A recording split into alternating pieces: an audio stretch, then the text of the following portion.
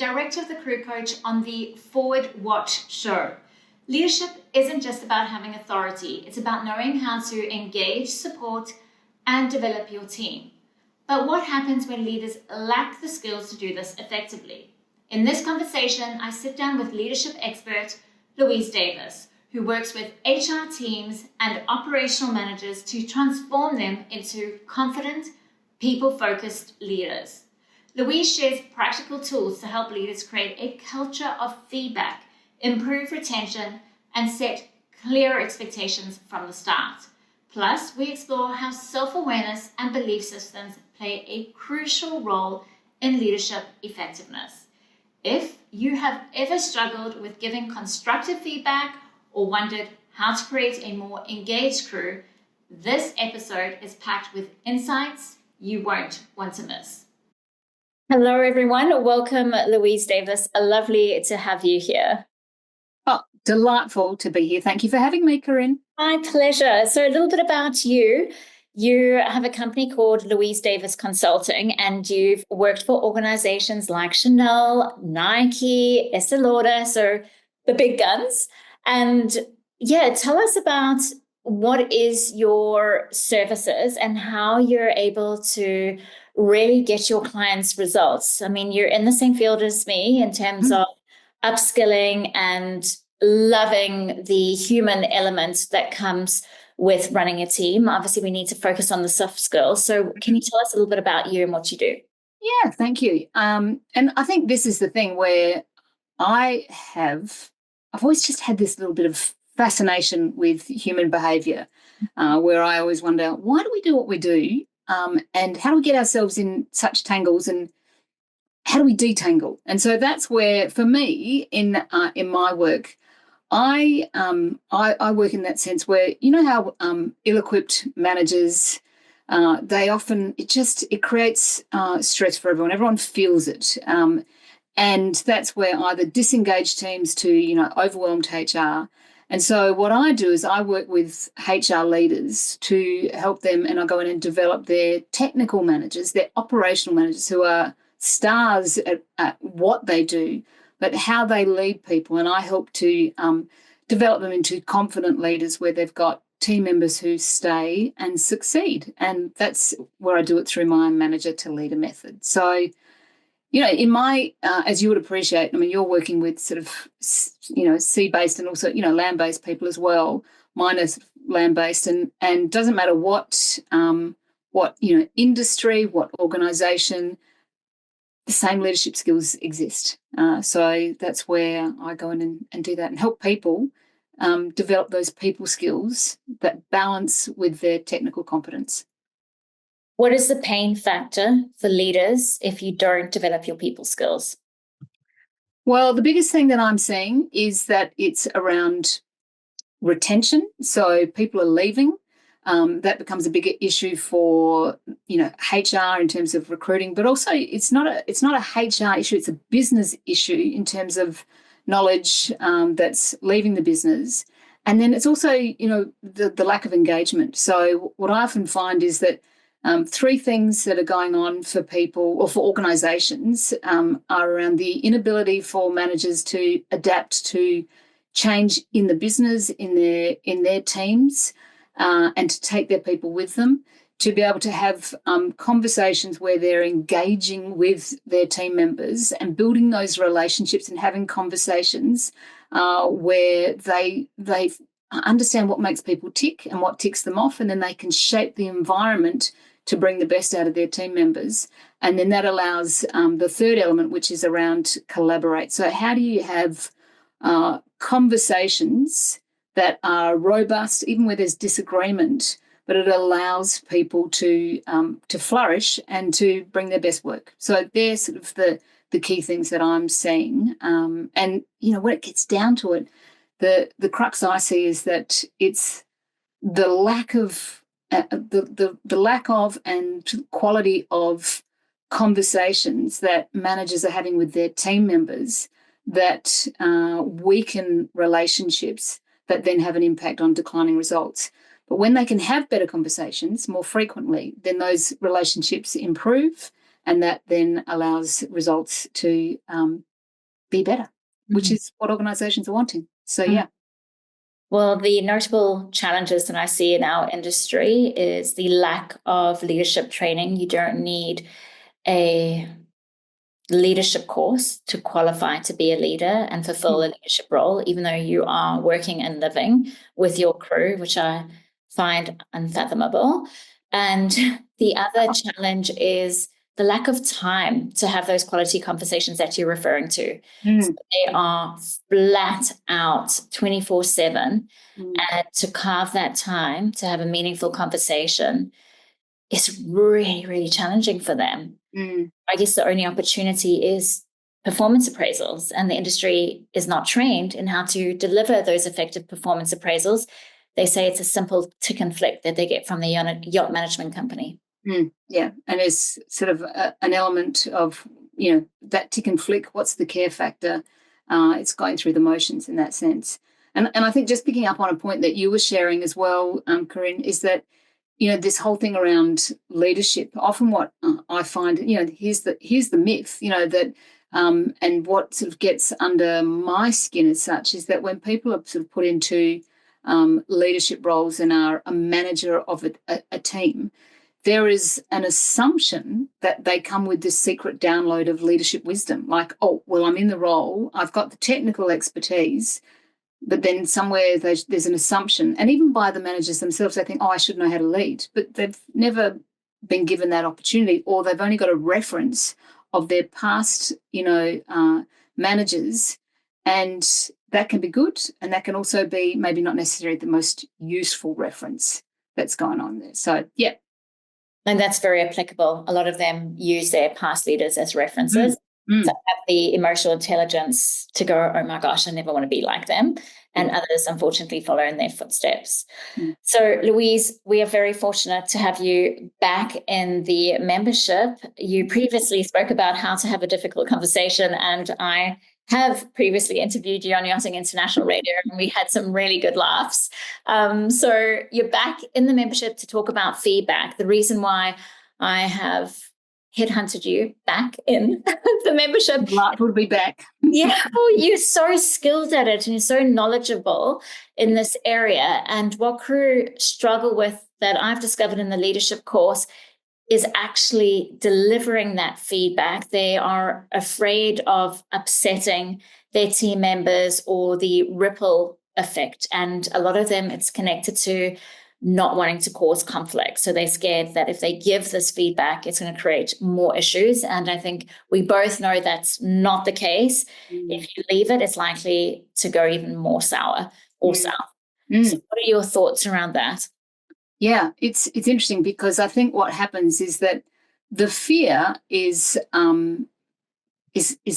Like that's, we shouldn't be afraid of that.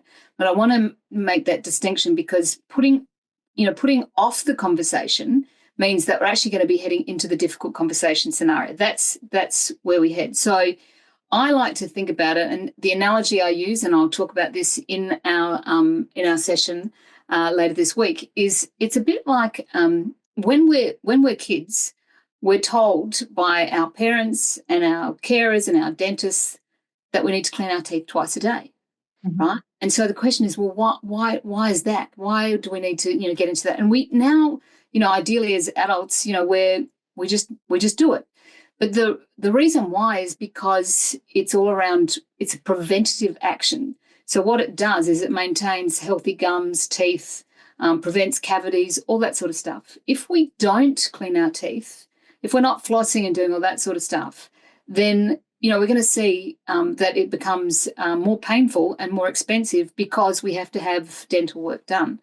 And in the same way, it's a bit like feedback, which is if I have those, brief, short conversations that allow me to be able to help someone improve in their role, or someone allows me to be able to improve in my role, then that's like brushing my teeth. But if I'm not brushing my teeth, then what happens is it's going to be more difficult. And this is where, from a team relationship point of view, feedback is that sort of preventative hygiene factor.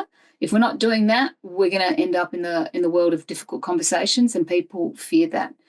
But I think it's a culture of feedback and understanding that feedback it works both ways in terms of being positive and also corrective. People often talk about it as being negative, and I think that's where it gets blurred between negative feedback versus criticism, and criticism is very much focusing on the past and and often more personalised, whereas feedback. Really, I mean, I've heard people use the term feed forward because it's all around. I love that word. We use it too. Yeah, so it's all around here's what happened, that was in the past, but now it's around how do we move forward? How do you improve going forward? And that's that thing where often what I find, and again, I'll talk about this in our session in more detail, but there are three things that I think that hold people back from having the feedback conversations. And that is where there's that fear of fallout. They think, oh, I'm going to stuff the relationship up. I'm going to make it worse. Who am I to give feedback? They question their own authority, all of that sort of stuff. They miss the timing, and so it's too far from when the incident happened. So there's that element, but it's also where they get defensive, and so they hold on to their position and they get a little bit judgmental and a bit righteous and sort of like, well, I think I did a great job. They're not open to hearing how they can improve. And then the third element is that they wing it, and they don't have a structure for the conversation or a framework. And so when you can flip it around, then you're in a better position to be able to do it. And it's, you mentioned before about the performance reviews when they happen sort of half yearly, end of year. And people, in my experience, if there have been no conversations or very few conversations, then people are hesitant, they're reluctant, they kind of, another dental analogy, it's like going and getting a tooth pulled, to where you think, oh God, this is, agonizing. And they go through the process, it's a bit clunky, but often it might not necessarily even get taken on board. But the thing about this is if there's regular conversations going on, those feedback conversations, and feedback conversations are things that just, like they're sideline conversations. They're things in the moment, which is, I noticed this, or let's talk about what just happened. And those conversations, like they're just little gold gems, little nuggets, that you can have. They don't have to be long, sit down, let's do that. It's in the moment, which, then allows when the performance management or performance review conversations come around, there really shouldn't be any surprises. Yeah, to give them an opportunity to work on what they need to work on based on the feedback. Yeah. Share a real life example. I've got a 19-year-old au pair that just started with us in her probation period. And I was like, I really need to call a reference. I should have done it before she started, but hey, ran out of time. I did it. The first line that this woman told me was, I'm so happy you called. She is awful. And then she went on to tell me like all the challenges she's had with this particular individual, said, I don't think she loves children. Her priorities are elsewhere. And I thought, oh no, it kind of confirmed what I was thinking. Yeah. And I gave her the feedback. I didn't say she was awful, but I was very honest with her with everything else. And I think in my 20s or 30s, I would have been petrified to do that because I don't want to hurt her feelings. But how I framed it was on the feed forward model and said, look, it's going to be very difficult for you to find work with a bad reference. I'm happy to work with you so that we can get you to where you need to be. And then we can have a chat in 2 weeks to see how it's going for both of us. Yeah. And she's completely changed. She's, more willing. She's more aware, I guess, of her actions.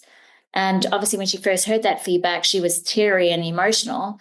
And as a 19-year-old, I can only imagine because you're not taught this at school. No, not at all. And I think this is the thing. It's a perfect example because what happens is that we see the behaviour, but we don't give the feedback. And so we get upset about it and go, oh, God, now I've made a bad decision, this, that, and the other. But the opportunity to have that feed forward conversation and to say and get clear around the expectations, so that then she goes, oh, because otherwise she thinks she's doing a great job. She has no reference of, I don't know if I'm being bad, if I'm being awful. And that opportunity to then have that conversation, set the expectations, or recalibrate and what those expectations are and what's expected. And then she can move forward. It's like, okay, now I can improve. If she doesn't want to do that, then she's got the option to self-select and, see you later, thanks very much. But I think the honest feedback and the emotion that comes with it, that's normal. People often go, I don't want to upset people. I'm like, well, getting upset is a normal human experience. So you can't avoid the upset. And that is a way of them being able to go, okay, well, how do I take that on board? And then be able to go, all right, this is what I need to do. It's the emotional experience is a temporary one. And it allows people to be able to get informed by their emotions and say, okay, so how do I reset? And there's a whole lot of research around as well with feedback, is that people, I think it's like 72% of people said that they would improve their performance if they were given corrective feedback more often. I mean, wow, Yeah, that's very interesting that you said that, because in these HR surveys I do, the number one driver that all the crew are saying as a driver of motivation, it's not money, it's feedback. Yeah. I mean, it's like, let's tap into that part around how do we help people get better? And, now the flip on that is that often where people get defensive about, receiving feedback and I read an interesting thing, it's a study that's been done, and it was coming through from the Centre of Creative Leadership. And they talked about the fact that what often happens is that there is this, what's called the above average effect. So often what happens is people think, they go, oh, I'm good at, I'm a great driver. I'm great, like I love the way I dress, and I'm great at my work. And I've had this experience with my two teenagers who have both got their driver's licenses. And as they were going through their learning, the learner phase, and then into their P plates, they're just like, I'm such a great driver. I'm such a great driver. And I'm like, there's nothing about being a great driver. It's about being a safe driver. And I had to sort of just this whole above average effect. Now, the thing about this that they talk about in this research is that it has a positive effect, because it protects people against depression, and it promotes well-being. The problem with it, though, is that it can then cause people to be resistant around being open to feedback and how they can improve. So it's being aware of that. And so then it's around, from a leadership point of view, how do we set up a culture where we're giving each other feedback? And it's not a one-way feedback, it's a two-way feedback. So how does the leader keep improving, and how does the team member the crew member keep improving? Yeah. I know you've got experience and qualifications in NLP, and I want to link it to belief systems because it's something that you work with as well. So when you are developing a culture of feedback, I think it's so pivotal for both leaders and, let's say, juniors to understand self and why we get upset and what is that connected to. Because largely it stems from a belief system. So it's all good and well to have a structure or framework to work with, but I think it has to come with understanding self as well in order to get the outcome that you're looking for. Absolutely. That self-awareness piece is critical. And there's a saying that I was taught, and that in this situation, so, like sometimes getting feedback can sting. It's like you go, I didn't see that coming, and we can get defensive. There's a saying which is, my opinion is worthless if that is all I've got. I need to have at least 3 different opinions or perspectives in order to gain wisdom. And so what that means is I think about it in terms of, I've got me as first position. This is my experience. This is what I did. And so I think about how I was, in a situation, behaving, performing. And then allowing myself to just let go of the righteousness and then to be curious and to say, well, I wonder what it would be like if I stepped into the other person's perspective. So position 2, which is either my leader or my crew member, and to see the world through their eyes in terms of that interaction or that situation that happened. And it's not as easy as it sounds, because we can hold on to our righteousness, but just for a moment, just to be able to be curious and go, oh, that's interesting. That might have been their perspective. I wouldn't have caught that. And then from that, being able to step into what's called the third position, the meta perspective or the neutral perspective, to be able to look at the, position 1, which was me looking at myself and looking at the person I was having an interaction with or where the gap is, and to be able to just be a witness to it.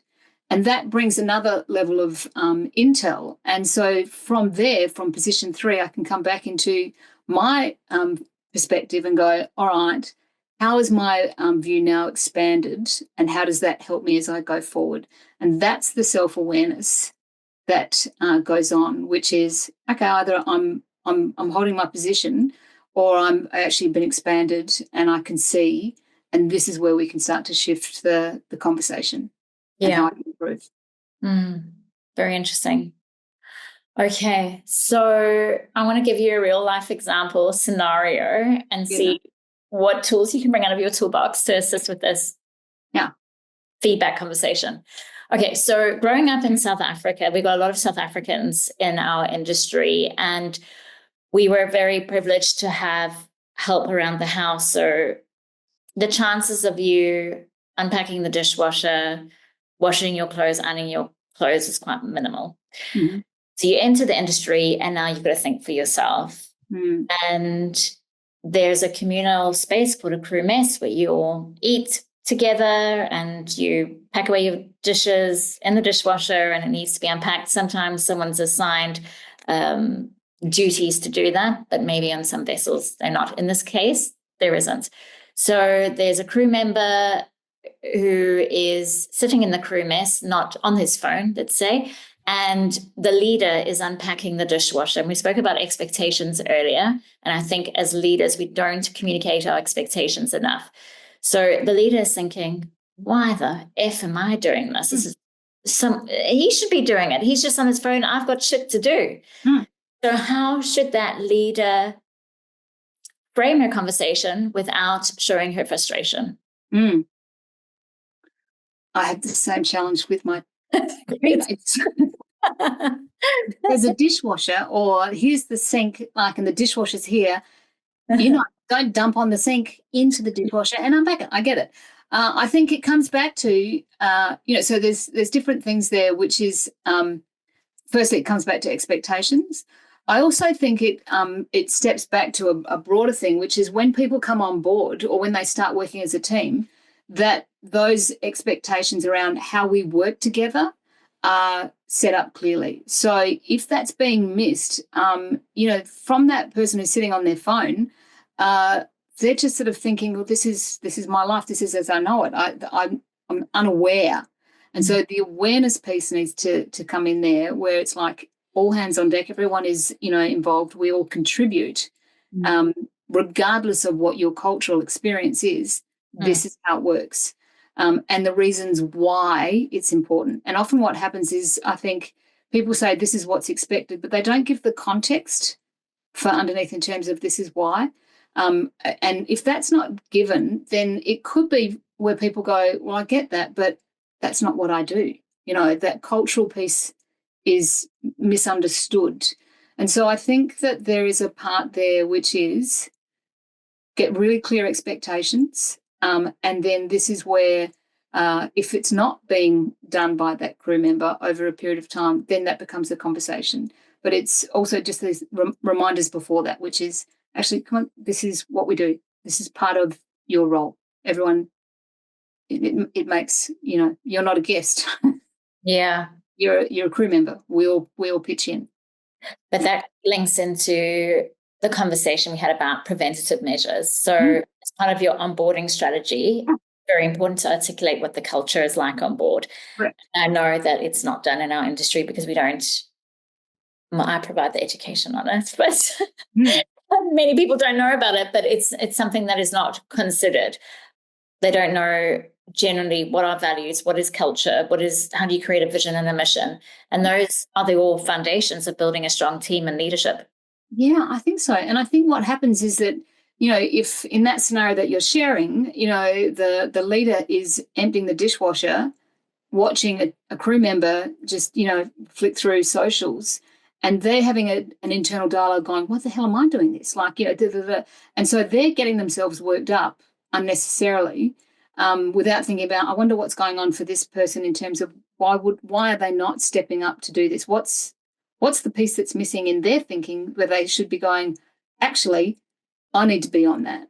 And that's the gap that needs to be filled. But what happens is that dialogue that's going on for the leader, they're getting themselves ramped up. So then when they do have the conversation, it's emotionally charged, as opposed to, let me just remind you that when this happens, this is the expectation, this is why I need to see you be able to pick up on it. So, and to be able to understand what's going on that's stopping you from just getting in there. This is what we need to do. Yeah, and I think that's your role as a leader to find out the answer to that question. Yeah. You mentioned you will help managers to become leaders. Can you please tell me the difference between a manager and a leader? Because I feel like a manager would be someone who wouldn't consider the needs of the other person. It's just meeting their end goal. So instead of asking what is going on for this individual, how can I close that learning gap in order for us to arrive at the same expectation? So I think that the manager leader thing, I mean, you could go Google it and there are a gazillion searches that come up on this. I think about it in the context where a manager is someone who's got the technical expertise. They may not necessarily be leading a team, but they may be influencing without authority in that sense. And a leader is someone who's who could be a manager and they've got leadership skills and they know how to work with people. But you can also have a leader who is a crew member who knows how to work people, who knows how to be able to connect and influence in that sense. And so I think that in that whole manager to leader, it's manager to leader, leader to manager, because in some roles, this is where they've got a foot in both camps. They've got a technical operational piece, but they've also got the people side of things. And what I see is there's often an imbalance where it's the technical operational expertise, and then they're having to sort of try and figure out what the people stuff is, and they're doing the best that they possibly can, and often they're flagging, they're failing in that sense, and it can be very discouraging. But just having some structures around how to lead conversations or to pick up on stuff, then it can make all the difference, where it's like, oh, now I understand what's going on with that person.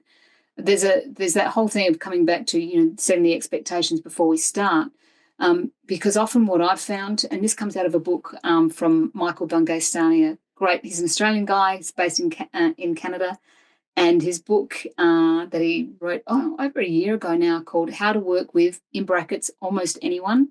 He talks about the fact that when we come together and start working as a team, and so this would be appropriate as a crew, is that there can be that sort of getting to know each other type of thing that goes on, but it's often quite light touch, and then we get into doing the work. So we're getting the boat, ready, and then we've got guests on board.